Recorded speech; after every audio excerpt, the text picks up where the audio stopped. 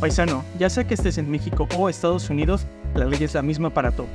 Tu estatus migratorio no tiene nada que ver con los derechos que te protegen. No permitas los abusos de autoridad. Los derechos también cruzan fronteras. Si eres víctima o testigo de alguna injusticia, denuncia. En Conexión Migrante estamos para orientarte.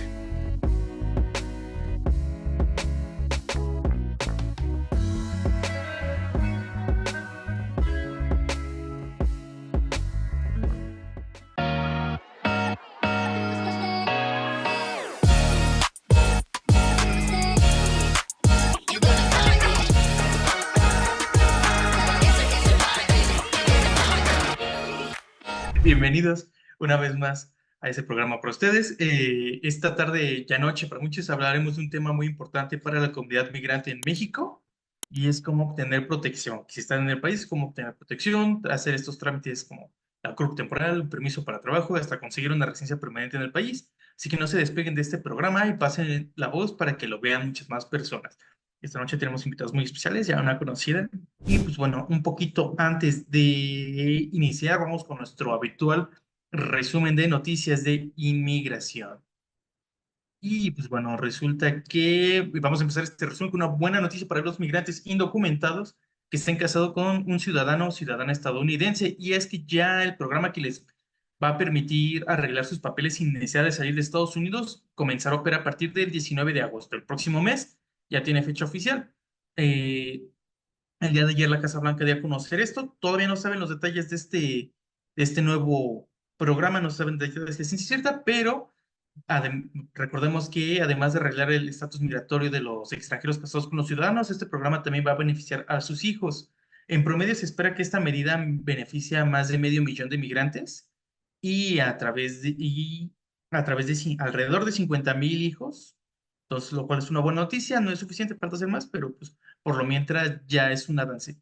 Y pues bueno, tenemos otra noticia en otros temas y después de varios días de diálogo, hoy termina la Convención Nacional Republicana. De hecho, en unos 30 minutos el expresidente Donald Trump va a cerrar el evento con un discurso y donde se le va a aceptar formalmente la candidatura. Y ya se espera que en este mensaje el expresidente diga lo mismo que ha hecho en sus mítines de campaña, ya sea arreglar la economía del país, disminuir el crimen, bajar la inflación. Y pues bueno, en cuanto a migración, el expresidente va a mantener el mismo discurso.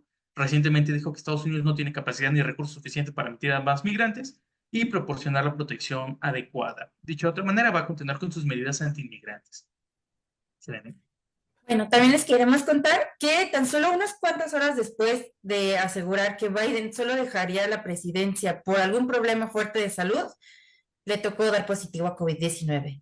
De acuerdo con su doctor, el presidente Biden tiene síntomas leves como goteo nasal, tos y un malestar general, pero pues por esto hoy tenía varias presentaciones, no es cierto, ayer miércoles tenía varias presentaciones y pues todas las actividades las canceló. Y el día de hoy por la mañana se reveló que está analizando seriamente dejar la carrera por la presidencia. Y regresamos a México con Abel. Sí, y bueno, al igual que todos los jueves, la virtual presidenta electa Claudia Sheinbaum presentó nuevos miembros de su gabinete, los cuales van a entrar en funciones a partir del próximo 1 de octubre, y en esta ocasión anunció a Claudia Curiel Icaza como en la Secretaría de Cultura, a Josefina Rodríguez Zamora en la Secretaría de Turismo y a Marat Baruch Bolaños López, que va a estar en la Secretaría del Trabajo y Previsión Social. Y para cerrar este pequeño primer bloque de noticias, les vamos a enseñar el video que esta semana Janet de los Reyes nos preparó y vamos a hablar un poquito sobre 130 menores que están en un contexto de movilidad, que son migrantes en México, que terminaron su primer ciclo escolar en la escuela La Ciudad de Dios. Este está dentro del albergue Embajadores de Jesús en Tijuana. Así que vamos con el video. Este día concluyó el ciclo escolar para la primera generación de la Escuela Ciudad de Dios, operada por la Fundación Love 2. Esta institución opera dentro del albergue para personas migrantes Embajadores de Jesús en Tijuana. Más de 130 menores terminaron su ciclo en los distintos grados de educación básica. Algunos de ellos continuarán en agosto y otros tantos seguirán su camino migratorio junto a sus familias. Ciudad de Dios de la Fundación Love 2 está integrada por 8 grupos de primaria y secundaria a la que asisten menores de entre 6 y 16 años. Antonio Guzmán es un profesor que emigró a Tijuana hace casi 30 años y encontró la forma de aportar a la enseñanza de los menores desplazados. Estoy a cargo del grupo 2 y del grupo 6. y la materia que se les imparte pues son las básicas, español y matemáticas, y una materia especial que es la materia de ecología. Y pues hablamos sobre plantas, sobre los animales que hay acá, que tiene el hermano pastor, gallos, gallinas, todo. Y yo llego acá, pues vine a hacer unos trámites, pero pues quisimos quedarnos a conocer unos días y ya de ahí pues ya nos contactaron con el hermano pastor, ya venimos a conocernos. Y aparte soy predicador, me gusta enseñar y todo, y pues él me dio acceso y pues desde ese día pues estamos aquí apoyando en el albergue en todo lo que se pueda. El hecho de que la Escuela Ciudad de Dios se encuentre dentro de un albergue no significa que carece de la formalidad que requiere. Fue en abril de 2023 cuando quedó instituida de forma oficial y gracias a profesores voluntarios, sus asistentes contarán con la documentación necesaria que compruebe su aprendizaje. Si bien hoy los estudiantes participaron en el cierre del ciclo escolar, en las próximas semanas iniciará su periodo de reinscripción. Embajadores de Jesús es el albergue para personas migrantes más grande de Tijuana y cuenta con una población superior a las 1,200 personas, operando al 80% de su capacidad. Actualmente, entre sus residentes hay más de 400 menores, no todos en edad escolar. Las familias llegaron en su mayoría provenientes de Michoacán y Guerrero. Sin embargo, también reciben personas de otros países, principalmente centroamericanos, y el trabajo comunitario en todas sus áreas ha sido primordial para su funcionamiento. Actualmente el lugar sigue en proceso de mejora en sus instalaciones para poder ofrecer más y mejor alojamiento a las personas que así lo requieran. Para Conexión Migrante, Janet de los Reyes. Gracias a Janet de los Reyes y ahora vamos con un pequeñísimo bloque publicitario. Somos Conexión Migrante y obvio estamos para resolver tus dudas. Somos Conexión Migrante y obvio que contamos las historias de migrantes destacados. Somos Conexión Migrante y obvio denunciamos los abusos de autoridad.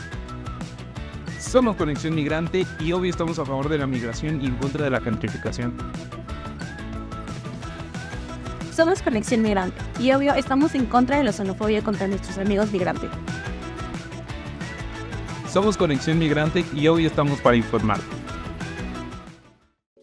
Paisano, ¿tienes un negocio que quieras hacer crecer? ¿Eres parte de una organización no gubernamental o de una dependencia de gobierno? Te invitamos a que te anuncies este 2024 en nuestra nueva edición de Entre Amigos. Tu anuncio estará junto a la información más relevante para la comunidad migrante en Estados Unidos y México. Si estás interesado, contáctanos en redaccion@conexionmigrante.com. Seguro tenemos un plan especializado para ti. Amigo y amiga migrante, informarte es nuestra prioridad. Por ello te invitamos a que estés al tanto de las noticias, trámites y novedades sobre las personalidades importantes para la comunidad migrante. Durante 2023 desarrollamos 3 reportajes fundamentales para la comunidad migrante. El primero, la trampa de la desinformación. El segundo, mujeres migrantes, cuerpos sin derechos. Y el tercero, reunificación familiar, el negocio de la nostalgia. Te invitamos a acompañarnos en este 2024. En Conexión Migrante estamos para informarte. Y ahora sí, vamos a lo bueno. Y pues empecemos este programa ya formalmente. Y esta semana nos acompaña una invitada, ya ha estado con nosotros, una muy queridísima invitada, y es Lorena Cano, coordinadora de la Clínica Jurídica del Instituto para las Mujeres en la Migración, AC, el IMUMI. Hola Lorena, ¿cómo estás? Bienvenida. Un placer. ¿Les parece si empezamos directo con las preguntas? Porque me parece que ahora sí llegaron varias y en lo que ya van viendo los demás y van llegando. Entonces, a ver, Selena, échate. Y claro, vamos a empezar con, bueno, les contamos un poquito, sobre todo a Lorena, en la semana que estuvimos dándole difusión al tema y a este programa, empezamos a hacer preguntas, bueno, empezamos a recibir preguntas de la gente sobre el tema, entonces aquí las recopilamos. Y la primera es de José Luis y dice, ¿qué es lo que necesito para yo legalizar mi estadía en México? ¿A qué lugar debo ir y cuánto aproximadamente se gasta? Ok, bueno, si tengo alguna falla de audio, me dicen, por favor. Cuando una persona extranjera se encuentra en territorio mexicano, lo primero que tiene que buscar, más allá del precio, es alguna alternativa, ¿no? Algún supuesto normativo o de la ley que le aplique a su caso concreto. Desgraciadamente, en México no existen muchas opciones de regularización migratoria. La ley solamente prevé 2 motivos de regularización. Una de ellas, bueno, 3 en realidad, ¿no? Una de ellas es el de unidad familiar, es decir, cuando una persona tiene unidad familiar con persona extranjera con regular estancia o mexicana en territorio mexicano, va a tener el derecho de regularización migratoria por unidad familiar. El segundo supuesto se da en caso de que una persona sea solicitante de asilo o solicitante del reconocimiento de la condición de persona refugiada. Entonces también va a poder solicitar una regularización migratoria. Y existe una tercera posibilidad, que es aquella que se otorga a quienes son víctimas o han sido víctimas o testigos de algún delito cometido en territorio mexicano, pero este delito tendré que ser grave, ¿no? Y bueno, la ley también supone otros dos supuestos, es decir, para quienes son niñas, niños o adolescentes no acompañados, o para quienes por alguna causa pública requieren de documentación, ¿no? Entonces, en realidad se trata de situaciones, situaciones en vulnerabilidad para la regularización migratoria o por unidad familiar. Ahora, existe también en este momento una suerte de programa, que no es un programa, pero pues funge como tal, que se llama actualización del Registro Nacional de Extranjeros. Bajo esta modalidad, digamos que cualquier persona que haya ingresado a México antes de enero de 2024 y se haya quedado irregular, en situación irregular, va a poder regularizar su situación migratoria por el simple hecho de haber entrado antes de enero del 24. ¿Cuánto dinero necesita? En promedio, más o menos, 24,000 pesos mexicanos, ¿no? ¿Por qué? Pues porque Migración va a cobrarles una multa súper alta, va a cobrarles unos derechos por el simple hecho de estudiar su caso y hay que pagar el documento por 4 años, ¿no? La ventaja es que, bueno, sí se otorga un documento por 4 años, pero más o menos cuesta eso. Cuando uno quiere regularizar su situación migratoria por unidad familiar, esos 24,000 pesos pueden bajar tal vez a 15 o 14,000 pesos porque la multa es un poco más baja. En el caso de solicitantes de asilo, víctimas de delito, niñas o adolescentes no acompañados, no hay cobros de multas ni de derecho. Creo que solo faltó contestarle a dónde tienen que ir. Pues es así de a dónde va. Entonces, cada uno de los 32 estados de la República Mexicana tienen una representación del Instituto Nacional de Migración. Entonces, ellos tienen que acercarse justamente a las oficinas de trámites de regularización o de regulación migratoria para arreglar su estatus migratorio. La ley establece que ninguna persona que se acerque de buena fe a regularizar su situación migratoria podrá ser privada de la libertad o detenida o expulsada del país, ¿no? O sea, eso sí no deben de tener temor de acuerdo a la ley, aunque ya sabemos que a veces Migración hace de las suyas, ¿no? Siempre les recomendamos no presentarse solos o solas, sino ir acompañados o acompañadas de alguna otra persona. Muchas gracias. Mira, ya llegó un mensaje de Carlos Girón, ahorita en el en vivo, y él dice, todo es mentira, mi mamá y yo le queremos arreglar a mi hermana los papeles. Somos residentes permanentes y eso que yo estoy con una mexicana y tengo 3 hijos mexicanos. ¿Hay algo raro como ahí en su caso? Muy probablemente su hermana es mayor de edad. Entonces, la unidad familiar solamente se extiende a hijos e hijas menores de edad o que siendo mayores de edad tengan alguna discapacidad, a esposos, esposas, ¿no? O sea, cónyuges, concubinario, concubina, o sea, parejas en unión libre, mamá y papá, ¿no? Pero cuando se trata, y hermanos menores de edad o lo mismo, ¿no? Que siendo mayores de edad, pues tengan alguna discapacidad. Hermanos mayores de edad ya no están contemplados en la ley para poder hacer la regularización por unidad familiar. En este caso, la hermana del chico que nos acompaña tendría que buscar esta regularización por actualización del Registro Nacional de Extranjeros si es que entró antes de enero del 24 a México, porque además hay que acreditar que entraron antes de enero del 24, ¿no? No nada más decirle a migración que entraron en esa fecha. De hecho, hay bastante gente dentro de la audiencia que nos ha preguntado en los últimos días que está como muy este tema. Hay gente que ya tiene prácticamente desde el año pasado o que ya tienen varios años en México. ¿Nos podrías contar un poquito más de esta actualización del Registro Nacional de Extranjeros? Esta modalidad que te digo que no quiero llamarle programa porque no es un programa de regularización migratoria, como sí hemos tenido una serie de programas a lo largo de los años en territorio mexicano.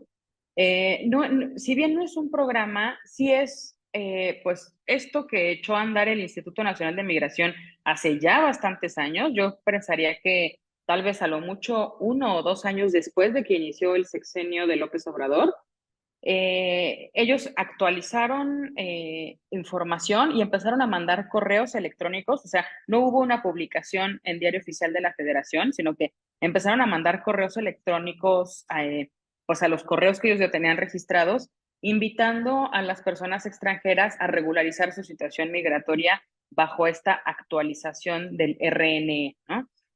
Entonces, al no ser un programa publicado en el Diario Oficial de la Federación, pues la verdad es que sus reglas de operación son muy variables, ¿no? O sea, son muy ad hoc a lo que la autoridad desea hacer.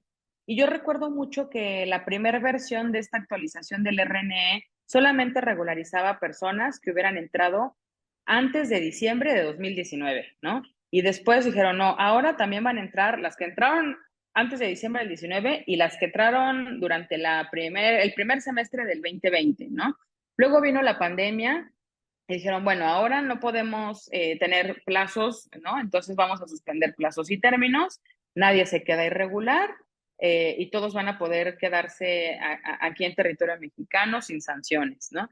Después concluyó, bueno, no concluyó la pandemia, pero sí concluyó esta suspensión de plazos y términos y continuaron con esta actualización de Registro Nacional de Extranjeros, pero esto como que lo fueron moviendo, ¿no? Entonces, ahorita que estamos en el 2024, están dando la opción de regularización a todas las personas que hayan entrado antes de enero del 24, o sea, del diciembre del 23 para atrás, todos, ¿no? La cosa es que, pues hay que tener con qué, ¿no? Hay que tener mucho dinero para poder obtener ese documento migratorio. Bueno, esa cantidad que nos dijiste es por persona, ¿verdad? ¿O cuenta como unidad familiar? Es por persona, es una cosa tremenda, sí, es mucho dinero, pero bueno, también lo cierto es que se trata de un documento por 3 años. Ahora, una cosa importante es que el documento que les otorgan es un documento temporal, ¿no? Hasta por 4 años, sin permiso de trabajo. Solamente es un documento de estancia. Si las personas quieren un permiso de trabajo, adicionalmente tienen que pagar el permiso de trabajo, pero bueno, lo podrán obtener, ¿no? Obviamente con una serie de requisitos en medio, pero se puede obtener, ¿no? Entonces, más o menos 24,000 pesos, pues equivalen a $1,350, ¿no? Más o menos. Si ponemos ahorita el dólar a 18 pesos, es más o menos esa cantidad.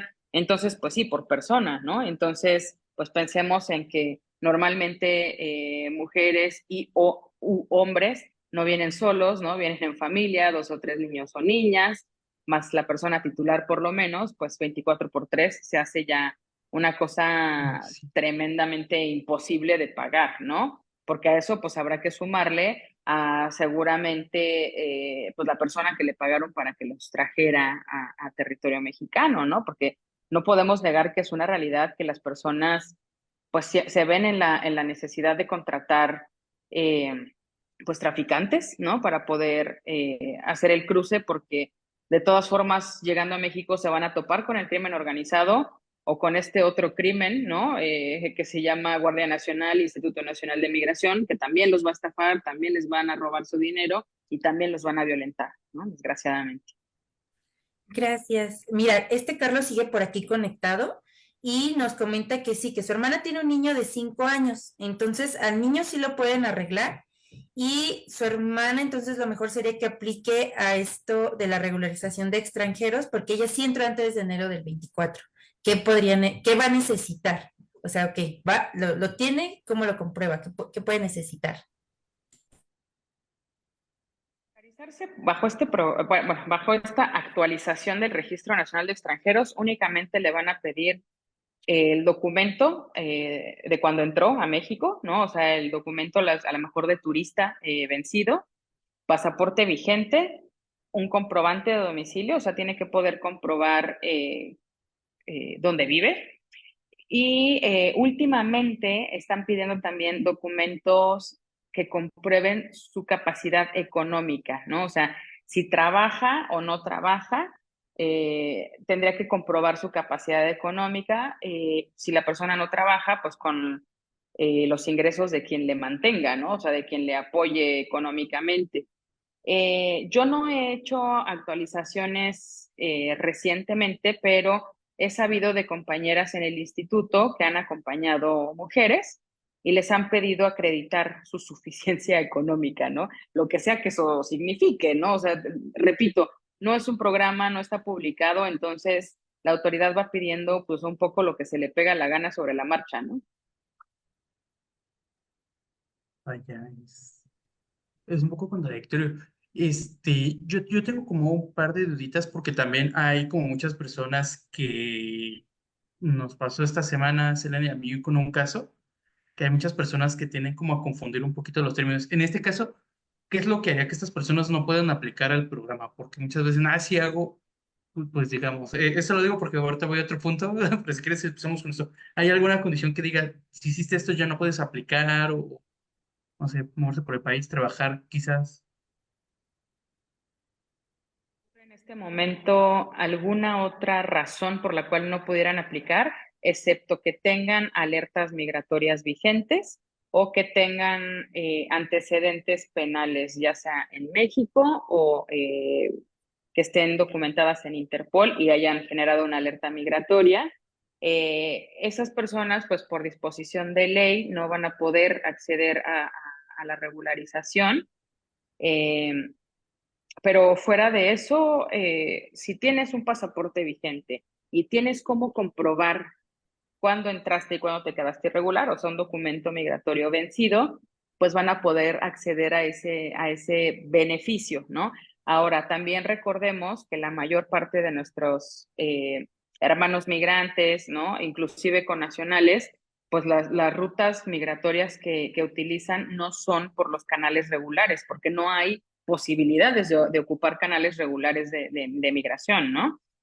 Mucho pacto mundial de migración, ¿no? Con una migración ordenada, regular y segura, pero pues nada que en la práctica nos permita acceder a visas, ¿no? A documentos válidos y vigentes para el tránsito regular de personas. Entonces, al ser mayoritariamente las personas que transitan por México quienes ingresan de manera irregular desde la frontera sur hacia el centro y norte del país, pues difícilmente van a poder demostrar cuándo entraron a México, ¿no? Si no tuvieron documentación. Este programa me parece que está un poco más diseñado para quienes entraron vía aérea de manera regular o inclusive terrestre, pero de manera regular, y estando en México han perdido la vigencia de su documentación migratoria, ¿no? Me parece que está un poco más pensado así que para el beneficio de la población ordinaria de a pie, ¿no?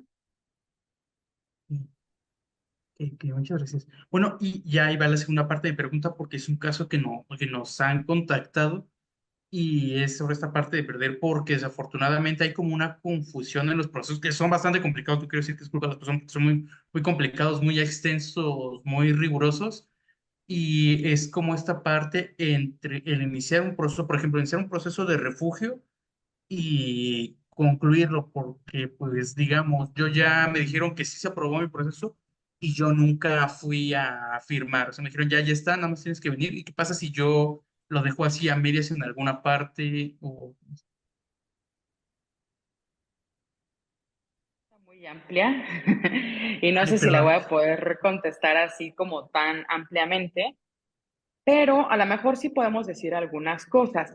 Por ejemplo, El procedimiento de reconocimiento de la condición de persona refugiada establece la ley que la persona que quiera solicitar asilo en México tiene solamente un plazo de 30 días hábiles a partir de que ingresó para poder presentar su solicitud ante una autoridad competente. La autoridad competente es la Comisión Mexicana de Ayuda a Refugiados, la COMAR.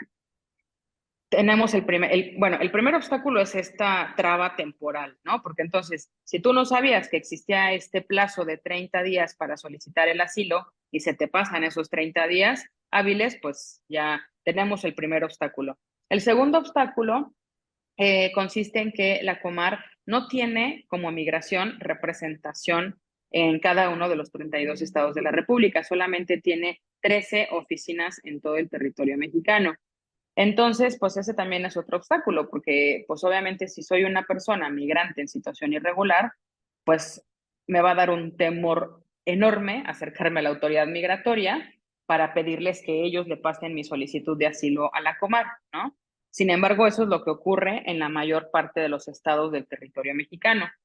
En donde no hay Comar, no hay presencia de Comar, entonces se tienen que acercar al Instituto Nacional de Migración a decir, oigan, yo quiero solicitar asilo, ayúdenme por favor, ¿no? Y entonces Migración tiene la obligación de recibir su solicitud, de sustanciarla, ¿no? O sea, de llevarla a cabo y pasarla a la Comar y la Comar contesta a través del instituto y tal, ¿no? Bueno, el tercer obstáculo que puedo yo ver en el procedimiento de Comar es la falta de conocimiento por parte de las autoridades. Si ya dijimos que solamente hay 13 oficinas de la Comar y en el resto de los estados tiene que sustanciarse este procedimiento a través de migración, los agentes migratorios no conocen el procedimiento de elegibilidad, no conocen el procedimiento de asilo, ¿no? De reconocimiento, y por lo tanto o no lo sustancian bien, ¿no? O sea, no coadyuvan de manera adecuada con la Comar, o lo que hacen es amenazar a las personas, ¿no? Y decirles, ¿sabes qué? Pues ni te van a reconocer, todos vienen como tú, todos tienen la misma historia, te conviene más regresarte porque si no, te vas a quedar aquí detenido muchísimo tiempo, ¿no? Entonces, ese es un tercer obstáculo importantísimo porque pues un refugiado no necesariamente sabe que es refugiado, ¿no? O sea, la persona sabe que huyó, sabe que salió de su país de origen porque su libertad, su seguridad o su vida estaban puestas en peligro. Pero pues no se sabe la definición, no se sabe el procedimiento, ¿no? Sería absurdo pensar que una persona refugiada conoce todo esto desde que abandona su país de origen. Entonces, bueno, ese tercer obstáculo es importante. Ahora, si ya logramos superar todos estos retos, logramos tener una entrevista, ¿no? De elegibilidad y ya nos tienen que dar una resolución, la ley también establece que las personas deben de permanecer en el estado en el que empezaron su solicitud de asilo, porque si no se va a entender abandonada su petición, ¿no? Y para ello, lo que pasaba antes de pandemia es que había una firma semanal en un libro tal cual, un libro físico, ¿no? En donde las personas iban y firmaban su intención de continuar con su procedimiento de asilo. No firmar 2 semanas consecutivas implicaba abandono del proceso, ¿no? Después vino la pandemia, sí o sí tuvieron que suspender las firmas porque empezaron con firmas electrónicas y fue un verdadero fracaso, como muchas de las cosas que intenta el Instituto Nacional de Migración y la Comar, y entonces suspendieron estas firmas semanales. Recientemente, muy recientemente, debo decir que no debe de tener más de un mes, reanudaron esta operación de las firmas semanales. Entonces, si tú ya hiciste todo tu procedimiento, fuiste entrevistado o entrevistada, si tenías pruebas las presentaste, si no tenías pruebas no estás obligado, de acuerdo a la ley mexicana, a presentar pruebas, pero ya hiciste tu entrevista, entonces lo que sigue es nada más que te notifiquen tu resolución, ¿no? Sin embargo, recordemos que la obligación de las firmas semanales continúa hasta que tú tengas una resolución, ¿no? Entonces, muy seguramente, si ya se llevó a cabo la entrevista y la persona abandonó o dejó de ir a hacer esas firmas, pues no se le va a notificar su resolución. Tendría después que presentarse en la oficina donde solicitó el reconocimiento de la condición de persona refugiada para explicar, para justificar por qué dejó de ir a firmar y a pedir su resolución. Hemos conocido varios casos en donde las personas han sido reconocidas como refugiadas, pero no han recogido su resolución. Entonces, tienen derecho a tener un documento permanente en México, pero nunca lo recogieron, ¿no? O sea, nunca fueron a migración a solicitarlo, pues porque nunca se enteraron, porque a lo mejor pues le hicieron caso al de la migra, ¿no? Y dijeron, no, pues sabes que no me van a reconocer, mejor me voy, ¿no? ¿Para qué me quedo esperando nada?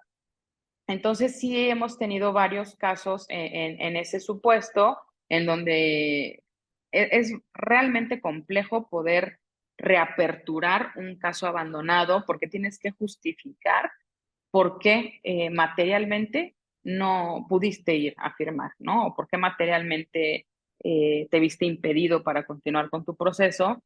Entonces, pues un obstáculo material, pues es que o estuviste en la cárcel o estuviste pues en el médico, ¿no? Hospitalizado, porque de otra manera, ¿no? O sea, es realmente complejo poder acreditar por qué no te pudiste presentar y la Comar nos complica bastante la vida. Sí, de hecho, tocando ese tema, apenas en la semana tuvimos un caso icónico, Abel y yo, de una persona que ya tenía reconocimiento y que nunca sacó su residencia. O sea, no sabe que el siguiente paso era como continuar, o sea, porque no solamente es que te reconozcan como refugiado, sino que tienes que terminar el trámite, todavía presentarte y solicitar tu residencia. Entonces es una persona que dice, yo tengo mi reconocimiento de la Comar desde hace 4 años y ahorita quiero mi INE. O sea, se acercó a nosotros porque en realidad quería su INE, porque ya cumplió 4 años en México. Y entonces he escuchado que si tienes la residencia permanente, que te la dan normalmente con tu reconocimiento, ahora él quería ver pues la posibilidad de su naturalización y su INE, ¿no? Entonces era un caso que fue un poquito complicado, pero sí es como, bueno, nos ayudaría mucho que también nos ayudes a explicarles que el reconocimiento, ¿qué sigue después del reconocimiento? O sea, cómo seguir el proceso. Diciendo, porque además, o sea, a nosotros nos sorprende, ¿no? Así como, ¿cómo nadie le explicó que el reconocimiento se lo dio la Comar, ¿no? O sea, la Comar es la encargada de reconocer o no reconocer esa condición de persona refugiada, pero Migración, que es un ente totalmente independiente de la Comar, ¿no? O sea, es otra oficina de gobierno, es la encargada de otorgar la documentación migratoria, ¿no? De regular sí, de regular estancia. Entonces, pues eso no es culpa de la población, eso es totalmente atribuible a las autoridades, ¿no? Porque la autoridad, en cuanto te notifica, te tendría que decir, ¿no? O darte por escrito un documento donde te diga, con esta constancia de reconocimiento, tienes que acercarte a las oficinas más cercanas del instituto, porque además tiene que ser en el estado donde solicitaste, ¿no? O sea, no es que tienes tu reconocimiento de Chiapas y tú vas a ir a Monterrey a regularizar tu situación migratoria, ¿no? Tendrás que hacerlo en el mismo lugar en donde se te reconoció la condición. Entonces, es bien importante, sí, definitivamente acudir después de la Comar, cuando uno tiene su resolución. Y voy a ampliar un poco más la información porque puede ser resolución positiva o negativa, ¿no? O sea, tampoco es que a todas las personas se les reconoce, o sea, sí tenemos altas tasas de reconocimiento de la condición de persona refugiada, pero no necesariamente a todos se les reconoce. ¿Qué pasa con aquellas personas a las que no se les reconoce? ¿Ya? ¿Que se vayan? No necesariamente, ¿no? Vamos a ahorita hablar de eso.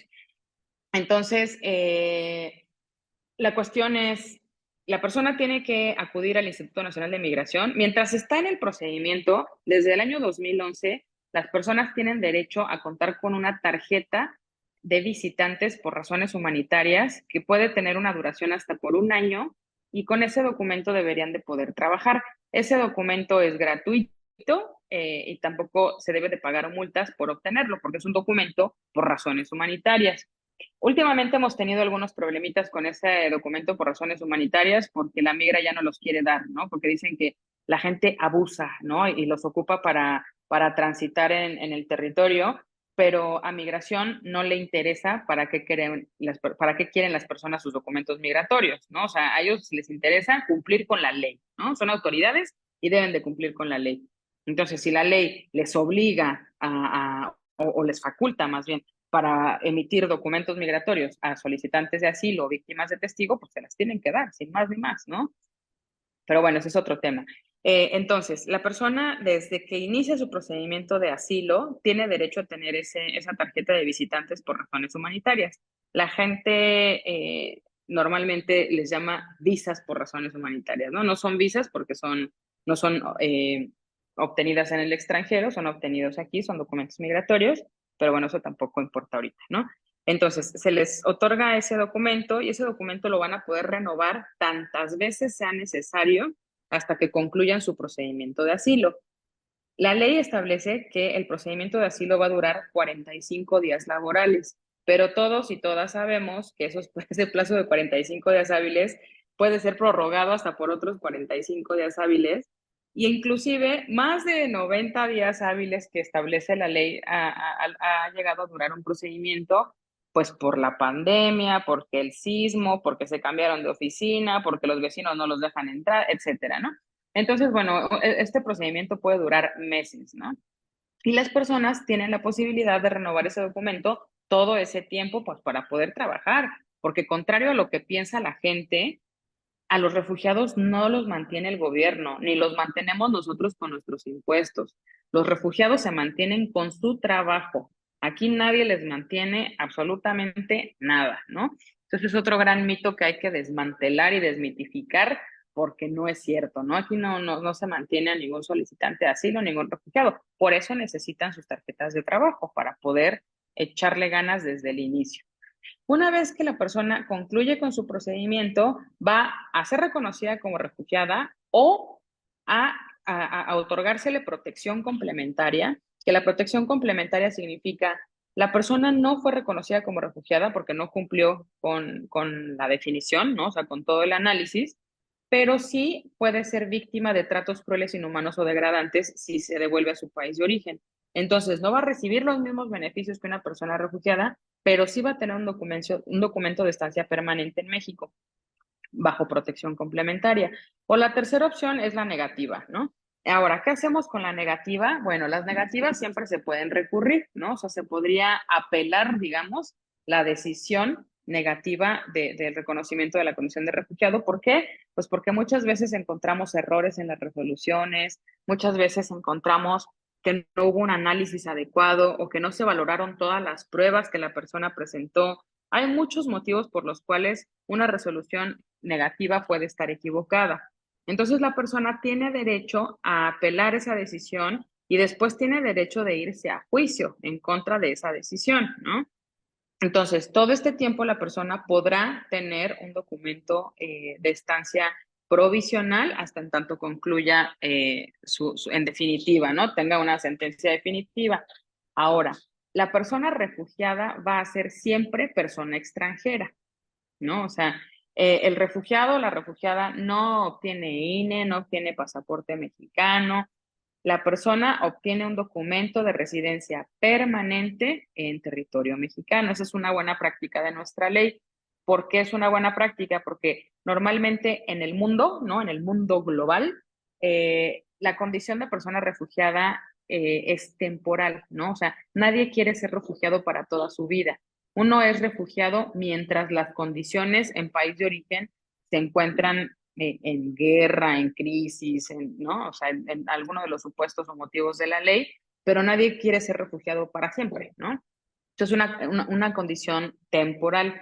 En México tenemos esa buena práctica porque entonces la persona puede optar por naturalizarse mexicana, es decir, después de pasado un tiempo, que normalmente son 5 años que se pueden reducir a 2 en algunos supuestos, después de esa temporalidad, la persona puede optar por naturalizarse, es decir, adquirir la nacionalidad mexicana, o puede optar por regresar a su país de origen, o puede optar por reasentarse en un tercer país, porque aquí también corría riesgo su vida, su libertad o su seguridad, ¿no? Entonces, es súper importante esto que mencionabas, porque entonces la nacionalidad no se va a otorgar, ¿no? O sea, se va a hacer un procedimiento de naturalización que también supone muchos requisitos, siempre que la persona lo solicite, lo pida, ¿no? No es que en automático ya tú tienes tu INE por el simple hecho de haber sido reconocido como refugiado. Y tampoco la tarjeta, ¿no? La tarjeta de residente permanente tienes que ir y pedirla y llenar una serie de requisitos al Instituto Nacional de Migración para poder obtener tu documento de regular estancia. Gracias. De hecho, ahorita sí Vale, tenemos como muchas mucho gracias. esa diferenciación de quiénes pueden y no tener una INE, porque soy migrante, estoy en México, voy, pido un trabajo y me piden mi INE y mi CURP. Entonces, todos los migrantes están vueltos locos con la necesidad de para trabajar necesitan eso, necesitan presentar su INE, su CURP, su RFC y su número de seguro social, prácticamente, ¿no? Y entonces todos andan como vueltos locos queriendo sacar su INE, pero no, o sea, les piden la INE y ellos dicen, bueno, voy a sacar una INE, ¿no? Pero no entienden que no son, no es posible para ellos hasta que pasen pues ya un tiempo considerable y como dices tú, o sea, que ya junten varios requisitos para tener la INE, ¿no? Es súper, súper complicado. Es bien complicado. A ver, voy a decir aquí una cosa que no sé si la debo decir o no, pero igual la voy a decir. Estamos en confianza, solo somos entre amigos. Perfecto. Recordemos que las INES, ¿no? El documento que es una credencial en realidad para votar, es un documento que suple en México el documento de identidad, porque en México, a diferencia de muchos otros países, no tenemos un documento único de identidad, ¿no? Con fotografía, como son las cédulas de identidad, por ejemplo, de otros países, ¿no? Aquí, pues, quien tiene un poco de recurso o quien pretende viajar, pues saca un pasaporte, que es una identificación con fotografía, una licencia, pues, para los que van a manejar, pero en realidad el grueso de la población, o sea, el documento único con el que nos identificamos en México es la INE, ¿no? Entonces, esa INE, pues, únicamente se otorga a las personas de nacionalidad mexicana porque se naturalizaron, ¿no? Como una persona extranjera, o por nacimiento, porque naciste aquí y tenías el derecho, o por el derecho de sangre, porque naciste en el extranjero, pero tienes papás mexicanos, entonces tienes derecho a tener la doble nacionalidad.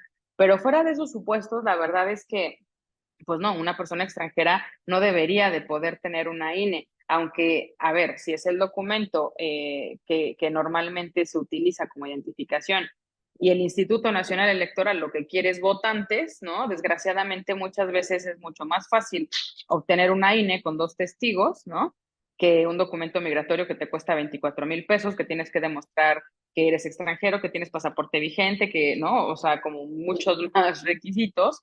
Entonces, hay muchísima gente que accede a sacar estas INES, muchas veces que son verdaderas, o sea, no son documentos falsos porque sí se presentan en el instituto a tramitar sus INES, pero con información falsa, ¿no?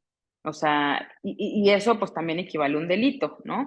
Es súper importante evitar en la medida de lo posible realizar ese tipo de documentación fraudulenta porque pues se corre un riesgo importante de ser, pues ahora ya no víctima, ¿no? Sino el imputado en un delito por obtener documentos falsos o documentos verdaderos con información falsa. Eso es un delito, ¿no? Entonces, sí invito ampliamente a las personas a no hacerlo, ¿no? O sea, sí hacer mejor el esfuerzo de obtener documentación válida.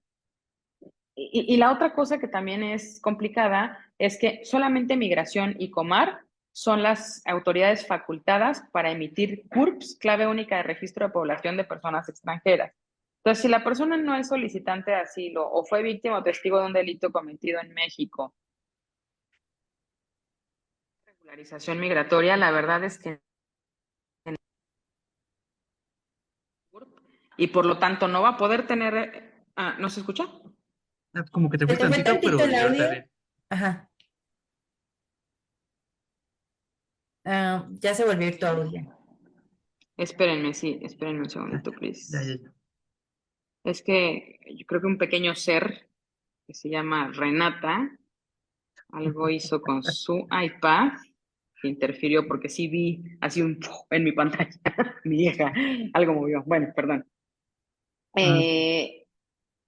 Bueno, pero sí, entonces, la persona que va a poder tener CURP, o sea, clave única de registro de población, y va a poder tener, por lo tanto, RFC, pues solamente va a ser aquella que obtenga un documento de regular estancia en México, ¿no? Desgraciadamente, no hay poder humano que otorgue a una persona extranjera CURP y RFC, sino un documento de regular estancia, ¿no? Entonces ahí tenemos otro gran problema y otra gran mentira de la ley de migración, porque la ley de migración desde el año 2011 estableció que independientemente de la situación migratoria de las personas, estas van a poder ejercer derechos en territorio mexicano.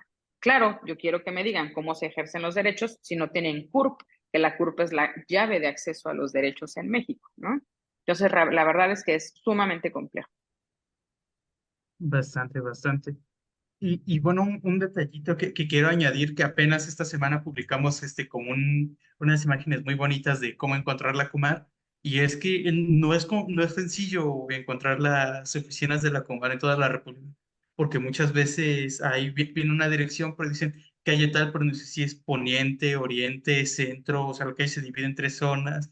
Hay otras donde te dicen que es una colonia con un código postal, en la avenida tal, en colonia tal, en el código postal tal, pero tú dices, pero allá es otra colonia, ya no es el y donde dice el código postal es otra, entonces sí es complejo encontrar las oficinas de Comar y las mudan, entonces constantemente, si no tienes como en el último documento, puede que llegues a un lugar que ya no está y dices, ay, no, es que se cambiaron a otra colonia, no, se cambian de ciudad, de municipio, o sea, es complejo encontrar estas localizaciones, pero si quieren pueden checar este mapa porque lo actualizamos nosotros.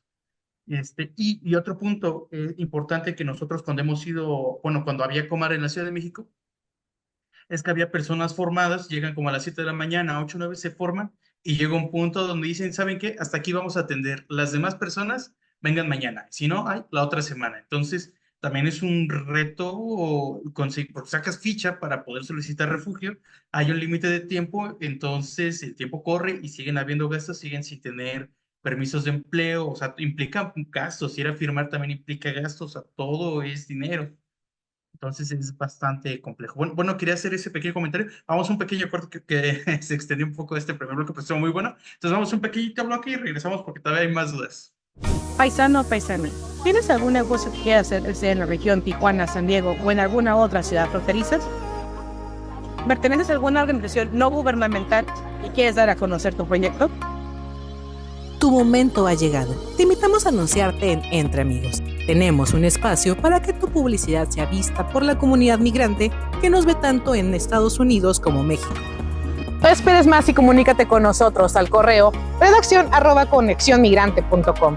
Te aseguro que contamos con un plan especial para ti. Amiga y amigo migrante, recuerda que el Estado mexicano está obligado a garantizar el ejercicio de tus derechos y obligaciones como persona extranjera, sin importar tu situación migratoria. Siempre haz valer tus derechos.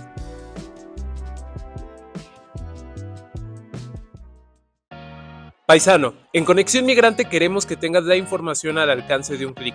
Es por eso que te invitamos a unirte a nuestros canales de WhatsApp Conexión Migrante USA y Conexión Migrante MX. Ya somos una comunidad de más de 50,000 personas. Te estamos esperando. Ahora sí estamos de regreso en este último bloque, y ya es un bloque rapidito. Ahora sí, a ver, Selene, ¿no tienes más dudas? Echa atrás para aprovechar el tiempo que nos queda. Sí, de hecho, bueno, Apolonio nos escribió en la semana, vamos a empezar con la de Apolonio, y dice, buenas tardes, el motivo de mi mensaje es que hace 3 años la Comar rechazó mi caso y quiero saber si puedo volver a intentarlo de nuevo. Gracias. Ok. Antes de contestarle a Polonio, voy a decir una cosa importante. Hace ratito Abel dijo que daban fichas en la Comar, ¿no? Y hasta donde alcanzaban las fichas. Bueno, ¿Sí? no eran fichas como tal, pero decían así como, ya son las 9 de la mañana, ¿no? hasta aquí vamos a atender, y hasta aquí, y las personas que están de aquí para atrás, vengan luego. Pero entonces, yo ya dije que solamente tenemos 30 días hábiles para solicitar el asilo en tiempo, ¿no? Entonces, ¿qué pasa si nunca llego temprano porque vivo muy lejos de la oficina de la Comar y siempre me va a tocar venir mañana, ¿no? Entonces, les va un tip importante. Todas las oficinas de la Comar y de Migración deben de tener una ventanilla que se llama oficialía de partes, ¿no? La oficialía de partes es el clásico señor o señora con el sello de acuse de recibido, ¿no? Eso es la oficialía de partes.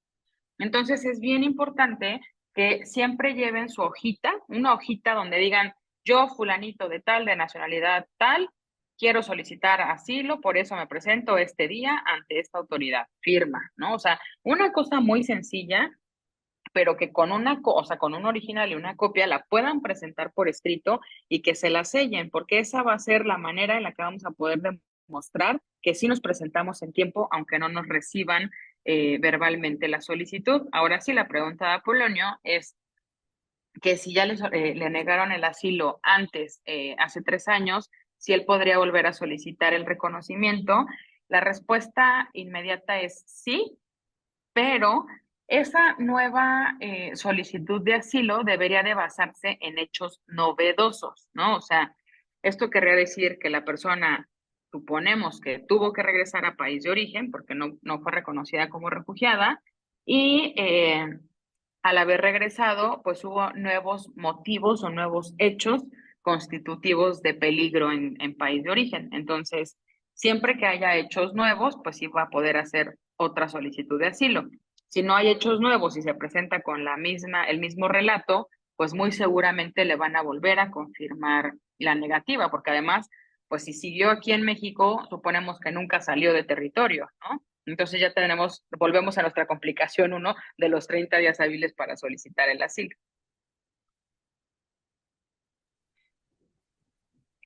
Muchas gracias. Bueno, también está la pregunta de Scarlett y ella nos preguntaba un poquito de esto que nos comentabas de la tarjeta de visitante por razones humanitarias. ¿A dónde se tiene que acudir para renovar?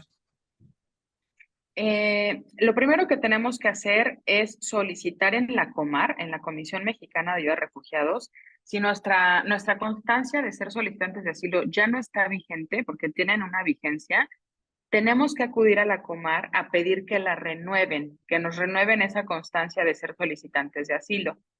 Y con ese documento renovado, entonces nos podemos presentar ante Migración y pedir una no renovación, se les llama ampliación de la tarjeta de visitante por razones humanitarias. Así es como hay que realizar ese procedimiento. Muchas veces se complica para las personas. Yo siempre les recomiendo, busquen en su teléfono, busquen en Google, Organización de Derechos Humanos para Migrantes, ¿no? Casi en todos los estados tenemos representaciones, las organizaciones de la sociedad civil, y nosotros les podemos acompañar en sus procesos, porque a veces la autoridad se los hace cansados, se los hace difícil, ¿no? Y les pueden decir, no, ya no te corresponde, ya nada más tenías derecho a un documento y ya. Y eso no es cierto, ¿no? O sea, las personas tienen derecho a tener documento de regular estancia todo el tiempo que dure su proceso, ¿no? Inclusive cuando nos vamos a juicio por una negativa, a mí, siendo abogada, ¿no? Me han dicho, no, pues no, ya no se puede renovar este documento por razones humanitarias porque ya está en juicio, ya no está en procedimiento ordinario. ¿Y quién dijo, o sea, que en qué parte de la ley dice que solamente en el procedimiento ordinario vas a poder tener vigente tu tarjeta de razones humanitarias? Por supuesto que no. Y entonces tenemos que irnos a un nuevo juicio en contra de esa determinación, ¿no? Pero bueno, pues la vida es así, ¿no? O sea, el ciudadano, el gobernado, pues obviamente puede acceder a todo lo que no está expresamente prohibido por la ley, ¿no? Y hace ratito también se me olvidó mencionar un supuesto que es el refugiado surplace, así se llama, ¿no? ¿En qué consiste ese refugiado surplace? Consiste en que si la persona, por ejemplo, como Apolonio, ¿no? Que está aquí en México, no fue reconocido como refugiado, pero después de que él ingresó a México, algo pasó en su país de origen. Se desató una guerrilla, se desató un desorden, ¿no? Un autoritarismo, no sé, surgió alguna situación posterior a su salida. Entonces, él podría también acercarse nuevamente a la Comar por hechos novedosos que ocurrieron después de que él salió de su país de origen. Ya, eso. Ok, muchísimas gracias. Yo tengo una última duda ya. ¿Saben algo ustedes en el IMOMI sobre la oficina de la Comar en la Ciudad de México? Si van a reabrir, tienen fechas que... ¿Se sabe? Así como chisme cercano no tengo, pero sí he escuchado que para la primera semana de agosto sí o sí tienen que abrir una oficina, ¿no? O sea, sí tienen que abrirla, pues porque hay de por sí, ¿no? Hay muchos casos ya rezagados, pendientes, se les siguen acumulando, lo que les decía hace rato, ¿no? Si no es la pandemia, es el sismo, si no la oficina, total que pues nunca concluyen con sus procedimientos, ¿no? Entonces, no hemos sabido, sí hemos sabido de abogados, de abogadas, de organizaciones que han promovido amparos en contra de este cierre abrupto de oficinas en la Ciudad de México, pero no han dado ninguna información oficial de cuándo las van a abrir, ¿no? Esperemos que la primera semana de agosto ya tengamos una nueva sede o la misma sede, pero pues ya en operación normal, ¿no? Ok, ok. Muchísimas gracias. Pues bueno, me parece que ha sido como un programa muy, muy importante, mucha información, hay mucho por adquirir, muchas notas que hacer que teníamos nosotros pendiente. Y pues bueno, muchas gracias Lorena por acompañarnos, muchas gracias Paco en los controles. Esperamos vernos la próxima semana, ahí le estaremos publicando mañanita de qué va a ser el próximo Entre Amigos. Entonces, por lo pronto nos despedimos y estamos al pendiente. Recuerden que cualquier otra duda, comentario, pueden mandarnos un mensaje y pues, seguimos en contacto.